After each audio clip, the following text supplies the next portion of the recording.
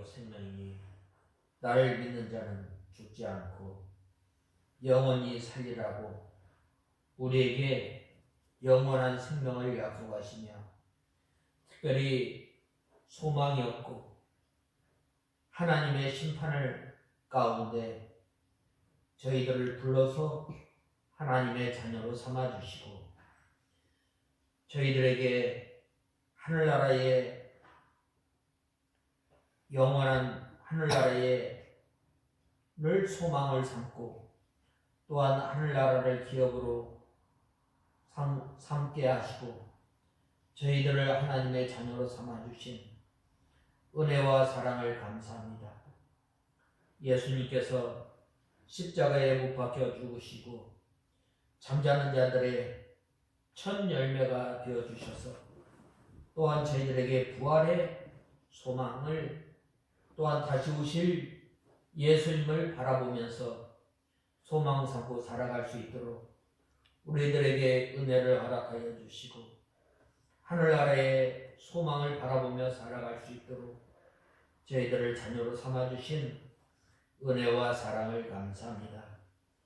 하나님 아버지 특별히 저희들에게 귀한 날을 허락하시고 이 날을 구별하여 지킬 수 있도록 은혜를 허락하여 주시고 이 날을 통해서 하늘나라를 미리 맛보게 하여 주시고 하나님께서 주시는 기쁨, 하나님께서 주시는 평안, 하나님께서 주신 위로를 우리에게 허락하시고 또한 주님의 나라를 맛보게 하여 주신 은혜와 사랑을 감사합니다.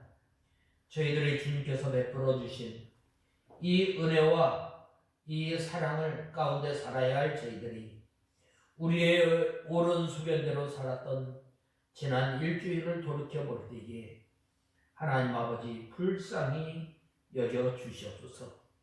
하나님 아버지 우리가 지난 일주일 동안 살아가면서 무거운 죄의 짐을 가지고 이 시간 왔사오니 우리의 죄의 짐을 다 풀어주시고 우리가 일주일 동안 살아가면서 염려하며 근심하였던 우리의 무거운 짐을 주님 앞에 가지고 왔사오니 이 시간 우리의 무거운 짐을 주님께서 맡아주시고 우리의 짐을 날마다 져주시는 예수님을 바라보며 살아가는 저희들 되게 하여 주시옵소서. 하나님 아버지 예수님께서 우리를 위해서 고난당하신 것 하나님 아버지 그 은혜와 그 사랑 말로는 우리가 다 표현할 수 없지만 그 큰 은혜와 사랑을 저희의 입술을 통해서 찬송하며 날마다 주님을 소망하며 사는 저희들 되게 하여 주시옵소서. 특별히 우리 익산 창광교회를 주님께서 기억하여 주시고 우리 익산 창광교회가 적은 능력을 가지고 하나님 아버지 죽도록 충성하며 주님을 섬기는 저희 교회가 되게 하시고 하나님 아버지 저희 교회를 통해서 주님의 진리의 빛을 밝히 드러내는 주님의 귀한 교회가 되게 하여 주시옵소서. 하나님 아버지 이 시간 저희들 말씀을 듣겠습니다. 저희에게 좋은 마음을 허락하여 주시고 또한 선포되어지는 말씀을 통해서 저희의 심령이 소생함을 얻게 하시고 저희의 심령이 다시금 회복함을 얻어서 하나님 아버지 들어가며 나가며 꼴을 얻는 저희들 되게 하여 주시옵소서. 하나님 아버지 이 시간 말씀을 전하는 종에게 능력의 손으로 붙들어 주시고 이 시간 저희들을 주님의 진리 가운데로 인도하여 주시옵소서. 예수님의 이름으로 간절히 기도드리옵나이다. 아멘. 하나님의 말씀은 고린도전서 15장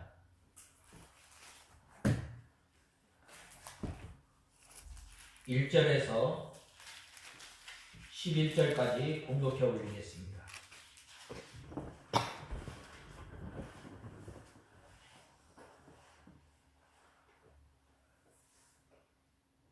형제들아, 내가 너희에게 전한 복음을 너희에게 일깨워 주려고 하니 너희가 받았으며 또한 그 가운데 서 있다.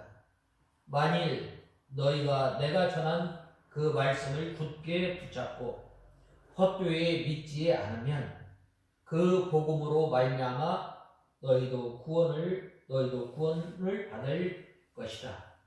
내가 받은 것을 먼저 너희에게 전하였으니 그리스도께서 성경대로 우리를 위하여 죽으시고 무덤에 묻히셨다가 성경대로 제3일에 살리심을 받아 게바에게 나타나시고 그 다음에 12제자에게 그 후에 500명이 넘는 형제들에게 동시에 나타나셨는데 그 가운데 대다수가 지금까지 살아있고 어떤 이들은 잠들었다.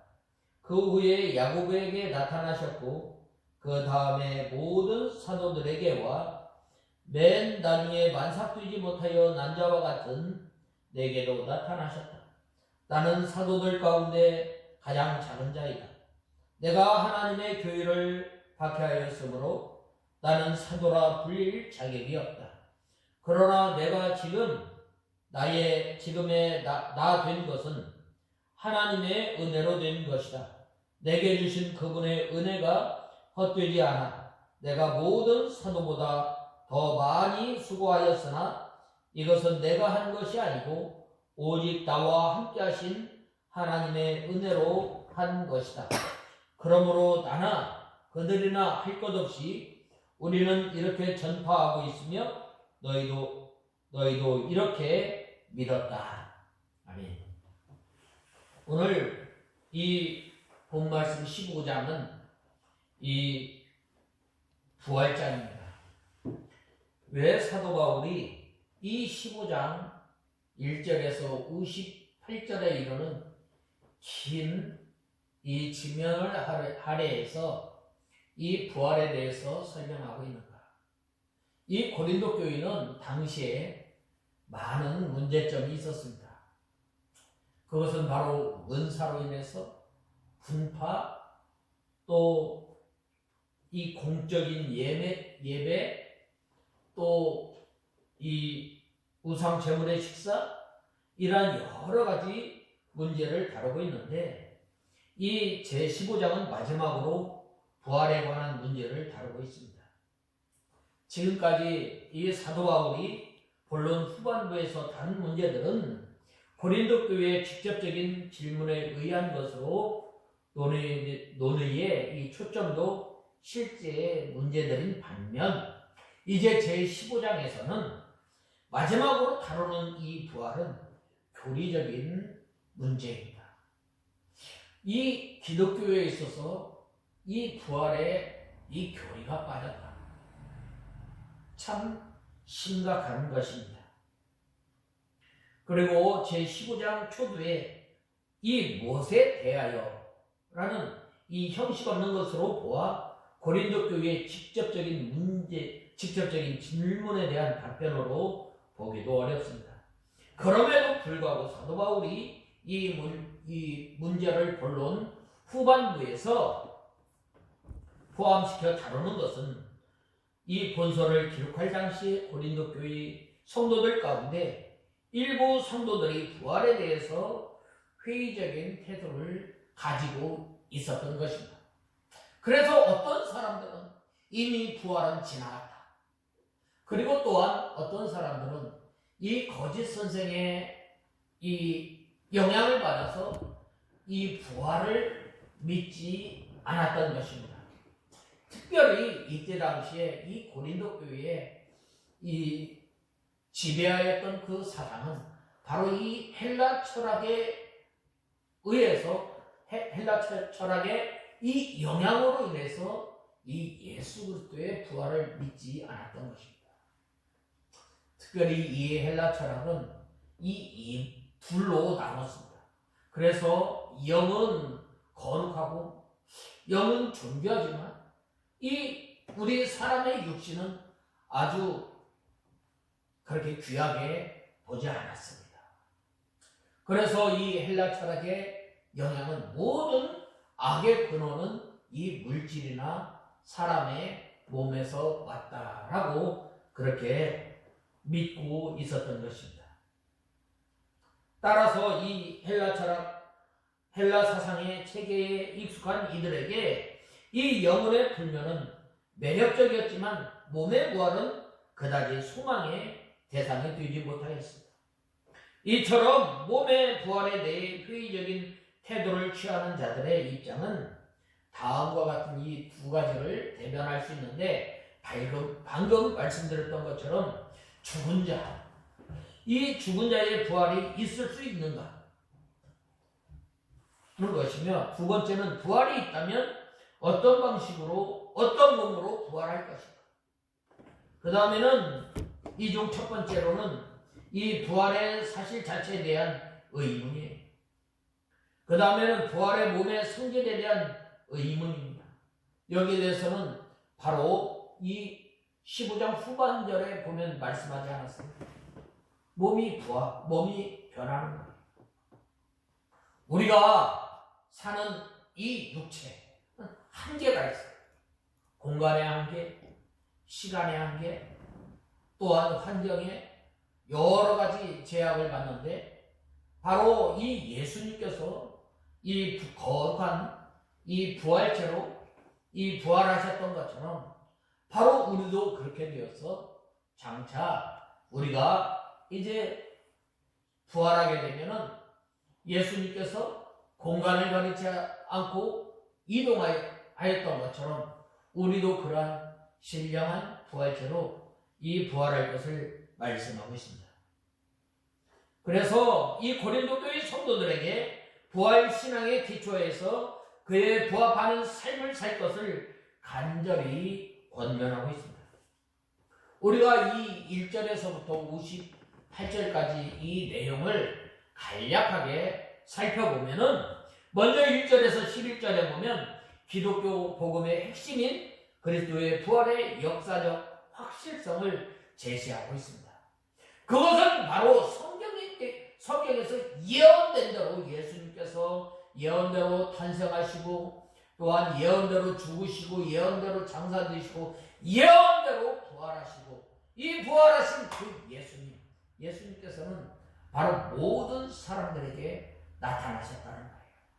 한 번 나타난 것이 아니라 12번이나 나타나서 이 예수 그리스도의 부활의 역사적 확실성을 확실히 드러내고 있는 것입니다.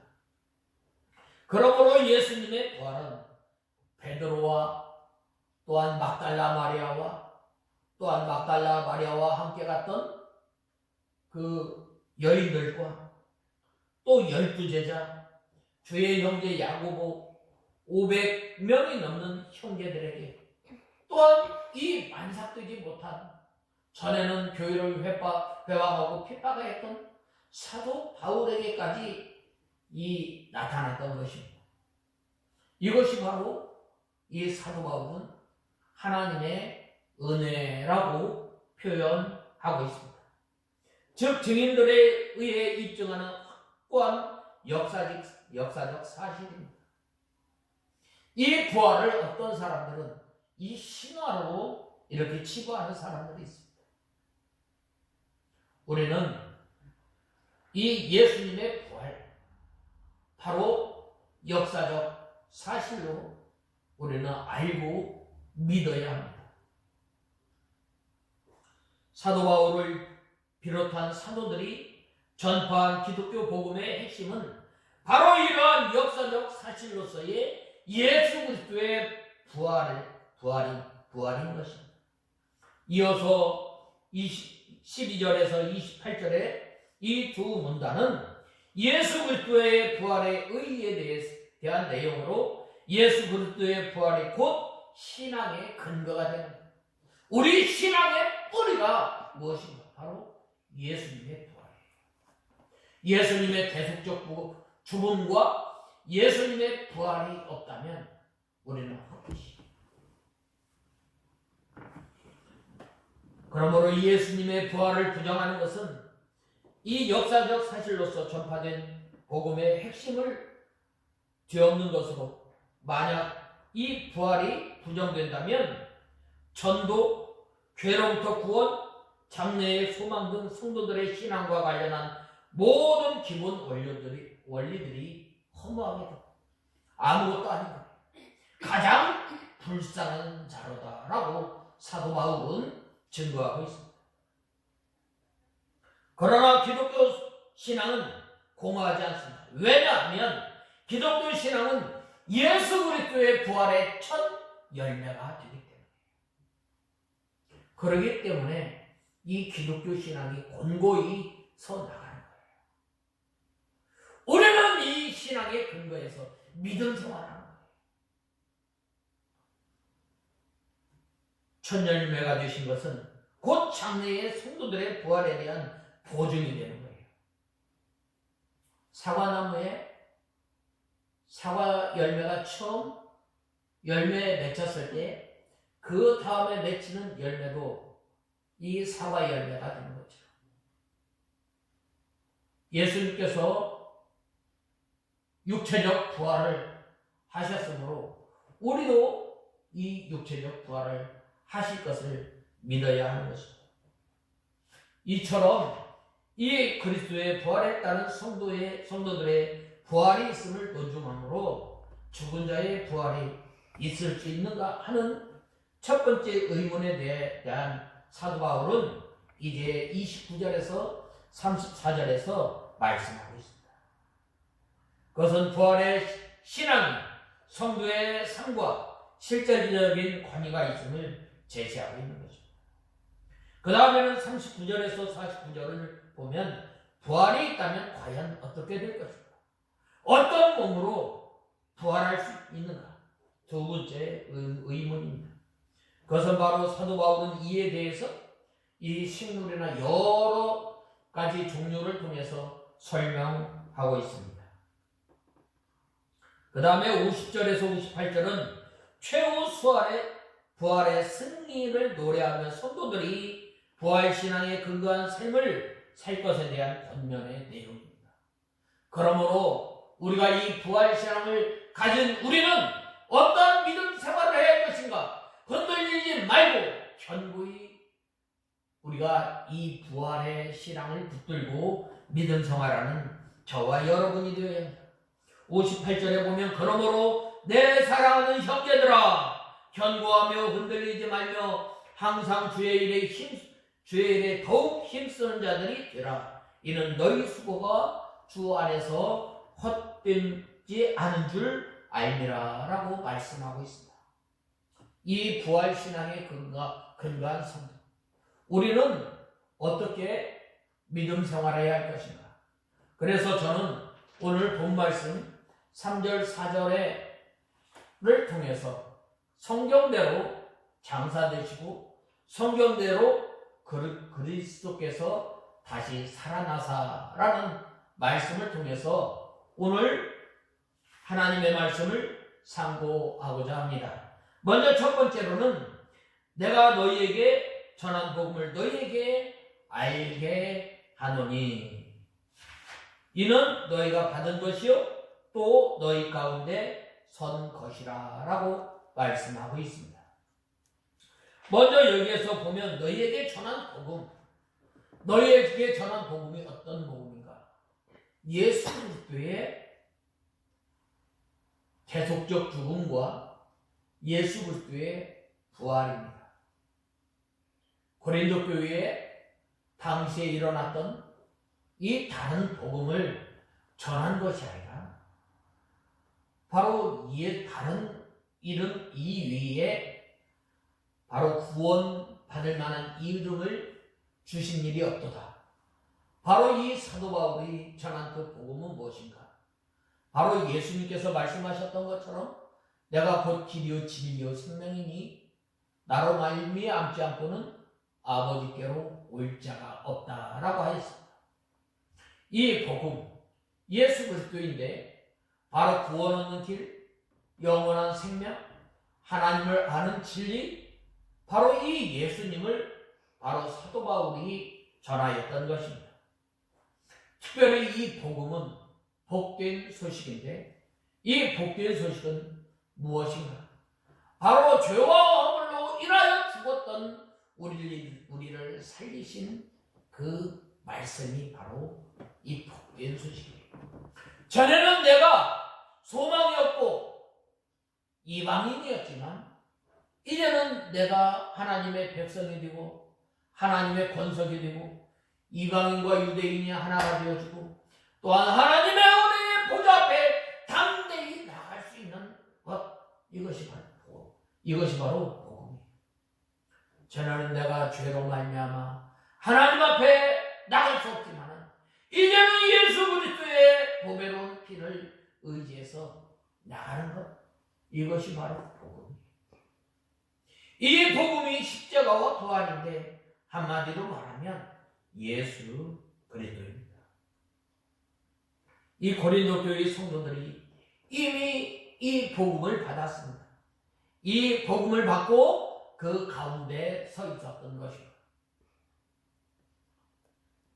그래서 이 사도 바울은 다시금 이 고린도 교회 성도들을 향해서 이 부활의 예수님의 부활에 대해서 또한 이 복음에 대해서 증거하였던 것입니다. 특별히 우리가 이 복음은 바로 오늘 본문에 말씀하셨던 것처럼 예수 그리스도의 부활은 바로 성경의 예언이 성취된 것입니다. 그 다음에는 예수 그리스도의 부활을 목격한 수많은 증인들이 존재하며 더구나 그들 가운데 살아있는 사람들이 많이 있었습니다. 예수 그리스도의 부활은 어떤 조작이나 어떤 신화가 아니라 역사적인 사실입니다. 바로 이 가운데 확실히 서 있으라는 사도 바울이 다른 복음을 전한 게 아니에요.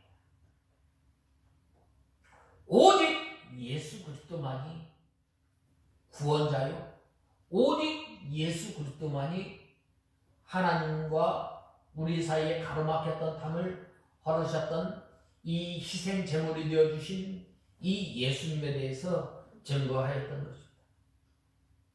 그 다음에 이 예수 그리스도의 부활은 바로 사도 바울 자신에 의해서 증거되고 있음을 말씀하고 있습니다.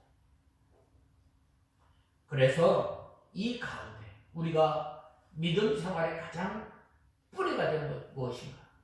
바로 이 예수 그리스도의 부활 신앙에 굳게 서는 저와 여러분이 되어야 하겠습니다. 그 다음에 두 번째로는 나의 전한 말을 굳게 지키고 이로 말미암아 구원을 얻었느니라 라고 말씀하고 있습니다. 15장 2절에 보면 만일 너희가 내가 전한 그 말씀을 굳게 붙잡고 헛되이 믿지 않으면 그 복음으로 말미암아 너희도 구원을 받을 것이다 라고 말씀하고 있습니다. 우리가 이 전한 이 받은 복음을 굳게 지켜야 합니다. 굳게 지킨다는 것은 그 믿음에서 떠나지 말아야 합니다. 오늘날 이 시대에 많은 이단들이 득세하고 또 우리를 미혹하고 또 우리를 진리의 길에서 떠나게 하려는 것들이 많이 있지만 그러한 가운데서도 우리가 이 진리의 말씀, 우리가 들었던 이 복음을 굳게 붙잡아야 합니다. 이 고린도 교회 성도들의 신앙이 이미 확고히 서 있으므로 구원을 얻게 된 것입니다. 본 말씀 2절에서 사도 바울은 너희가 만일 나의 전한 그 말을 굳게 지키고 헛되이 믿지 아니하였으면 이로 말미암아 구원을 얻으리라 라고 말씀하고 있습니다. 예수 그리스도 이외에 다른 것이 구원받을 만한 이름이 없음을 우리는 알아야 합니다. 이는 주님의 말씀을 믿고 지키면 구원을 얻는다는 말입니다. 이는 바꿔 말하면 주님의 말씀을 믿지 않으면 구원을 얻지 못한다는 거예요. 오직 우리가 이 예수 그리스도를 믿음으로만 구원받는 다른 일은 어떤 것으로 우리는 구원받을 수가 없어요. 우리가 하나님을 알아가는 것, 우리가 하나님 나라 가는 것, 또한 우리가 영원한 생명을 갖는 것, 얻는 것, 다른 것이 없어요. 우리의 행위로, 우리의 의로 없습니다. 오직 예수 그리스도를 믿음으로만 우리가 의롭게 되고, 예수 그리스도를 믿음으로만 우리가 구원을 받고, 예수 그리스도를 믿음으로만 하나님을 알아가는 것임을 우리는 알아야 합니다. 따라서 이 말씀은 우리에게 회의와 의심이 얼마나 치명적이고 심각한 것인지 우리는 여실히 나타내 주고 있습니다. 여기서 굳게 지키고 라는 말은 늘 우리가 하나님의 말씀을 간직해야 합니다. 또한 우리가 늘 하나님의 말씀을 우리가 보유해야 합니다. 바로 이는 하나님의 말씀은 그저 은혜로만 받아서는 안 되고 우리가 하나님의 말씀을 소중하게 우리가 간직해야 합니다. 우리가 저번 주에 들었던 말씀, 우리가 흘려 떠내려보내지 않도록 우리가 늘 그 말씀을 붙들고 회개하며, 또한 우리가 그 말씀을 순종하지 못할 때에 우리가 하나님 앞에 가슴 치며 원통해하며 우리가 이 원함을 가지고 하나님 앞에 회개하며 하나님의 말씀을 우리가 흔들리지 말고 견고히 붙잡는 우리가 다 되어야 합니다. 이로 말미암아 구원을 얻는 거예요. 예수 그리스도를 믿음으로 말미암아 구원을 얻는 것임을 말씀하고 있습니다. 그 다음에 세 번째로는 이 예수님께서는 성경대로 우리 죄를 위하여 죽으시고 장사 지낸 바 되었다가 성경대로 다시 살아나셨다라고 말씀하고 있습니다. 참 이 예수님의 이 생애는 어떤 생애인가? 이 하나님의 말씀을 응하게 하려 하십니다. 성경대로 삶을 사셨습니다. 예수님께서 태어나셨을 때도 바로 이사야 선지자나 이 미가 선지자의 이 예언 내용, 또 창세기 3장 15절에 그 말씀을 통해서 이 하나님께서 약속하시고 그 예수님께서 태어나심으로 말미암아 약속이 성취되어지는 것이었습니다. 이렇게 예수님께서 이 성경대로 태어나시고 또 성경대로 사셨던 것입니다. 그리고 예수님께서 우리 죄를 위하여 죽으셨습니다. 예수님께서는 하나님이세요. 그렇지만은 우리는 그를 귀하게 여기지 아니하고, 또한 예수님께서 채찍에 맞음으로, 예수님께서 형벌을 받음으로 말미암아 우리가 나음을 받고 죄 용서함을 받았다는 거예요. 예수님의 죄값을 위해서 죽으신 거예요. 그것이 아니라 바로 우리 죄를 위해서 죽으셨다는 거예요. 우리 죄 때문에 예수님께서 십자가 위에서 형벌을 받으신 거예요. 그리고 이 지난 바 장사되었던 것입니다. 그리고 성경대로 다시 살아나셨다는 거예요. 특별히 예수님께서는 이사야서 53장 5절에서 6절의 말씀대로 우리 죄를 위하여 죽으시고, 또 시편 16장 10절의 말씀대로 사흘 만에 다시 살아나셨던 것입니다. 그래서 하나님께서 구원 역사를 성경대로 이루신 것입니다. 성경대로 하나님께서 예수 그리스도를 동정녀 몸에서 나게 하시고 우리 죄를 위하여 성경대로 십자가에서 죽게 하시고 성경대로 사흘 만에 다시 살아나셔서 우리에게 의와 생명으로 구원을 해주신 것입니다. 창세기 21장 1절에서 2절에 보면 여호와께서 그 말씀대로 사라를 권고하셨고 여호와께서 그 말씀대로 사라에게 행하셨으므로 사라가 잉태하고 하나님 말씀하신 기한에 미쳐 그 늙은 아브라함에게 아들을 낳으니라고 하였습니다. 사람의 생각으로는 죽은 사람이 어떻게 다시 살아날 수 있겠어요? 그러나 성경 말씀대로 하나님께서 능력으로 하나님께서 만능으로 예수님을 살리신 것입니다. 이와 같이 하나님께서 성도의 부활, 성경대로 하나님의 능력대로 이루시는 하나님이심을 우리는 알아야 합니다. 본 말씀 3절에서 사도 바울은 이 성도들이 세상에 나가 믿지 않는 사람들에게 무엇을 가장 먼저 주어야 하는가를 말해주고 있습니다. 너희가 단순히 이 고린도 교회 성도들뿐만 아니라 고린도에 사는 모든 거주민들에게 전하였던 것입니다. 고린도에 이르렀을 때 만난 그 지역의 모든 사람들을 일컫는 말입니다.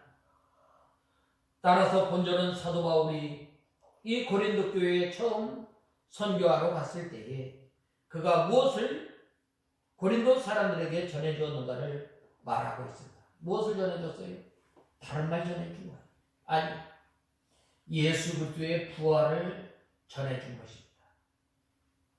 우리가 이 부활절을 맞이해서 부활의 기쁜 소식을 우리는 전해야 합니다.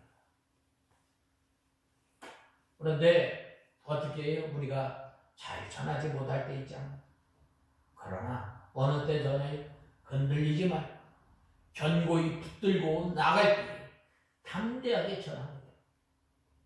예수님을 부활하신 예수님을 만난 제자들, 그들이 이 예수님의 부활을 전했던 것입니다.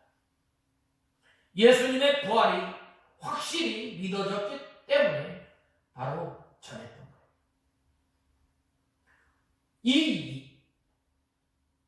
이 진리에 확실히 붙잡힌 사람이 바로 예수 그리스도의 부활의 진리를 전하게 됩니다. 예수 믿으세요. 그러면 구원 받습니다. 라고 했어요. 이 대부분의 사람들이 회의적이죠. 뭐 예수 믿으려면 믿고 믿지 않아도 상관없습니다. 어떻게 돼요? 그럼 이 하나님의 말씀에 굳게 서 있지 못하는, 우리가 하나님의 말씀에 굳게 서 있다면 우리가 때를 얻든지 못 얻든지 우리가 늘 말씀을 전해야 되는 것입니다. 이 사도 바울이 이 성경대로 우리 죄를 위해서 죽으시고 또 장사 지낸 바 되시고 또 성경대로 부활하신 예수님을 전한 것입니다. 그 다음에 네 번째로는 이 맨 일시에 보이셨나니 맨 나중에 만삭되지 못하여 난 자와 같은 내게도 보이셨느니라 라고 말씀하고 있습니다. 이것은 바로 예수 그리스도의 부활 사건이 역사적인 사실뿐만 아니라 많은 사람들을 통해서 증거되었을 뿐만 아니라 하나님 앞에 감히 사도라 할 수 없는 나에게까지 이 은혜가 임하였다라는 것. 오늘 본 말씀 5절에서 이 8절에 보면 뭐라고 말씀하셨어요? 본 말씀 5절에 보면 게바에게 나타나시고 그 다음에 12제자에게 그 후에 500명이 넘는 형제들에게 동시에 나타나셨는데 그 가운데 대다수가 지금까지 살아있고 어떤 이들은 잠들었다. 그 후에 야고보에게 나타나셨고 그 후에 모든 사도들에게와 맨 나중에 만삭되지 못하여 난 자와 같은 내게도 나타나셨다라고 말씀하고 있습니다. 예수님께서 부활하신 다음에 12제자들에게 12번 나타나셨습니다. 그것은 바로 막달라 마리아와 함께 이 안식구 첫날 예수님의 무덤을 찾아갔던 여인들에게 나타나셨습니다. 그 다음에는 이 여인들에게 막달라 마리아에게 나타나시고 여인들에게 나타나시고 예루살렘에서 베드로에게 나타나시고 엠마오로 내려가는 그 두 제자에게 나타나시고 예루살렘에서 열 사도에게 나타나셨습니다. 또한 11사도에게 이 도마와 함께 있을 때 나타나셨습니다. 500여 형제들에게 나타나셨고 야고보 주의 동생에게 나타나셨고 성천하실 때 모든 사도들에게 감람산에서 나타내 보이셨습니다. 그리고 맨 나중에 이 사도 바울에게 나타나셨다는 거예요. 그리고 오늘날 우리에게 이 복음이 전해졌다는 거예요.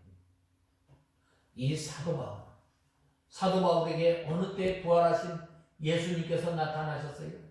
다메섹 도상에서 나타나신 거예요.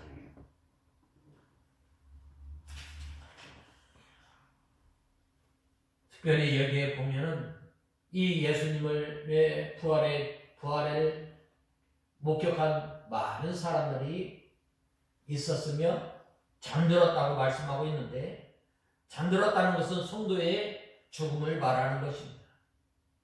또 야고보가 있는데 이 야고보는 제자가 아니라 바로 이 예수님의 제자, 예수님의 동생 야고보입니다.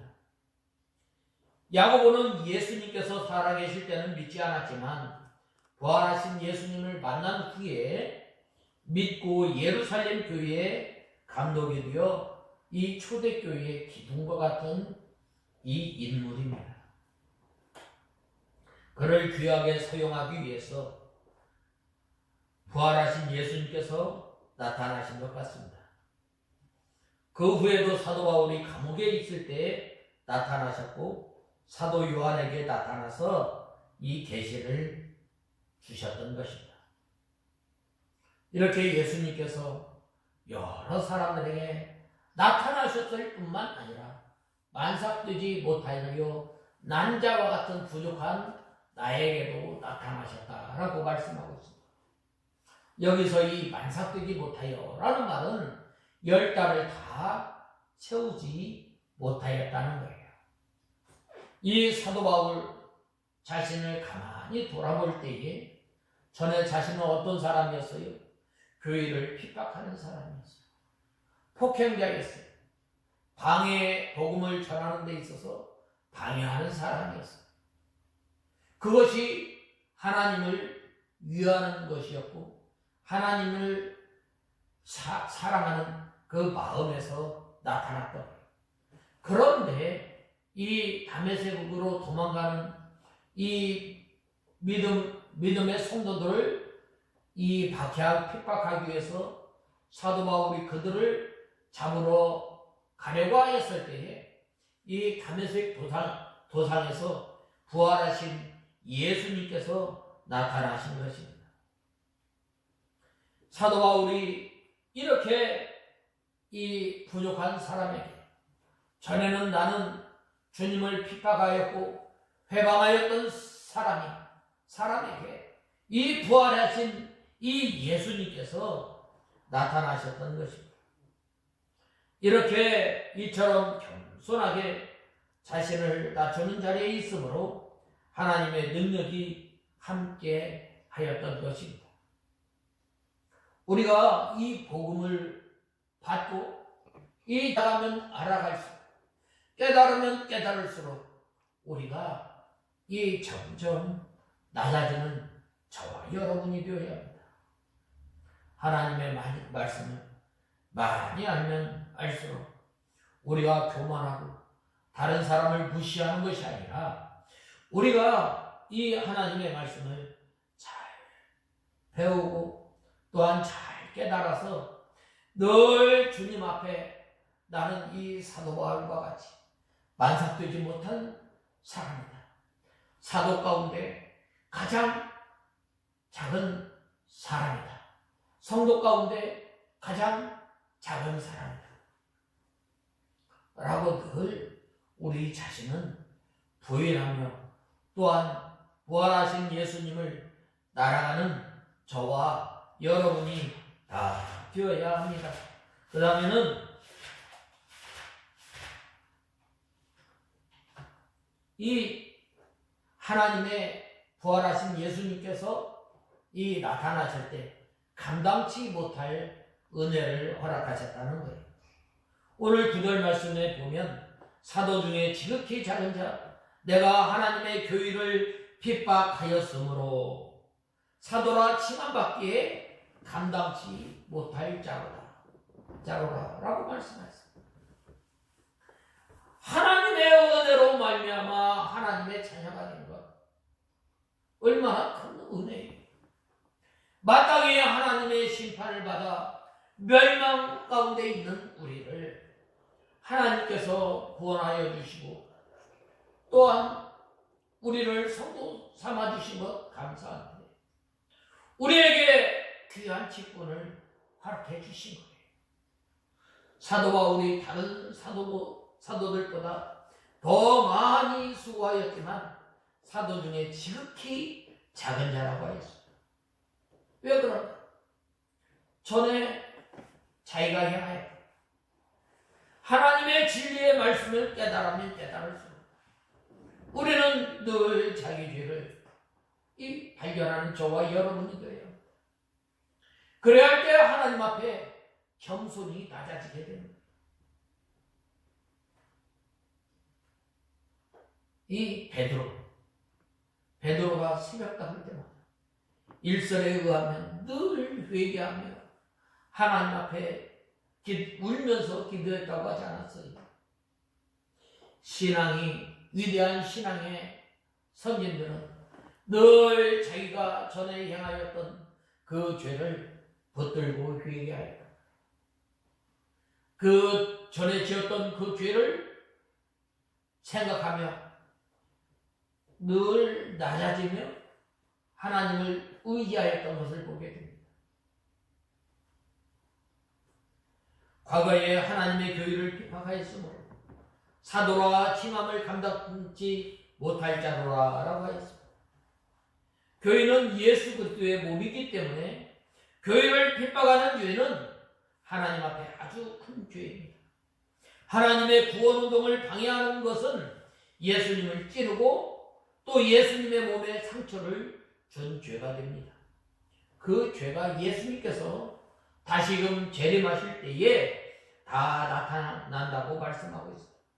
사도 바울이 전에 지은 이 큰 죄를 생각하고 또한 회개하며 계속해서 자기를 부인하게 되었고 이것이 더욱더 사도 바울이 되게 하고 또 이 영의 사람으로 자라게 하는 밑거름이 됩니다. 우리 자신을 가만히 한번 돌아보면 바로 우리가 이런 사람 아니에요.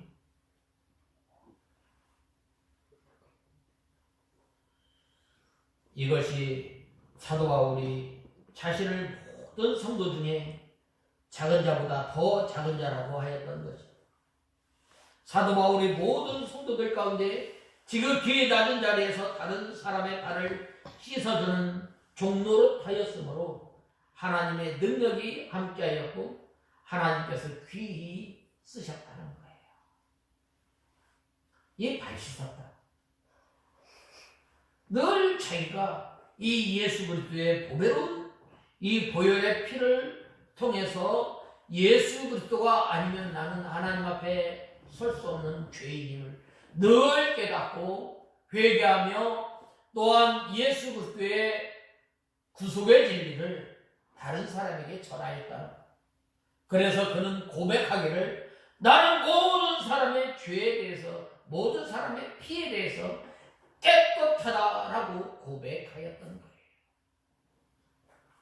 오늘 우리가 이 사도 바울 예수님께서 이 성경대로 죽으시고 성경대로 장사되시고 성경대로 다시 부활하신 그 예수님을 만난 그 사람이 점점 자기 자신을 낮추고 또한 영의 사람으로 자라났던 것처럼 이 부활의 예수님을 만난 우리는 이제는 자기 자신을 쳐서 복종시키고 주님의 진리 가운데 굳게 서는 저와 여러분이 다 되어야 합니다.